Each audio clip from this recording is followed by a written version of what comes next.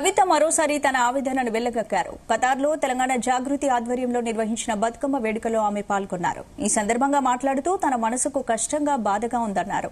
కానీ జీవితంలో కొన్ని సందర్భాలు వస్తాయి. యుద్దం చేయాల్సి వచ్చినప్పుడు మనోడైనా మందోడైనా న్యాయం ధర్మం ఎటు ఉందో చూడాలన్నారు.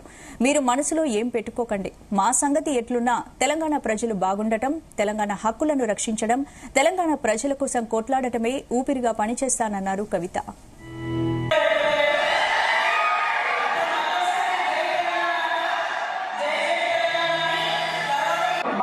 ఎక్కడికి పోయిన తెలంగాణ వాళ్ళు అంటే పోతే బొగ్గుబాయి పోయినరు లేకపోతే దుబాయ్ పోయినరు అని చెప్పుకునేటోళ్ళం.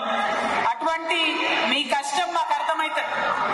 తల్లిదండ్రులు ఇడిచిపెట్టి కుటుంబాన్ని ఇడిచిపెట్టి ఇక్కడ వచ్చి ఎక్కడో క్యాంపులలో వండుకుంటా వచ్చే జీతంలో ఎంతో కొంత మిగుల్చుకొని మళ్ళా మీ కుటుంబాలకి పంపి మీ ఇంటి వాళ్ళని సాధేటటువంటి ప్రయత్నం మీరందరూ చేస్తారు. మీ మనసులో ఎంత దుఃఖం ఉంటుందో మాకు తెలుసు. ఆ దుఃఖం తీరాలనే ప్రయత్నం చేస్తున్నాం. మీరందరూ కూడా మళ్ళా తెలంగాణకు వచ్చే మంచి రోజులు రావాలనే ప్రయత్నం చేస్తున్నాం. మీరు ఇక్కడున్నా మీ మంచిని కోరుకోవాలనే ప్రయత్నం చేస్తున్నాం.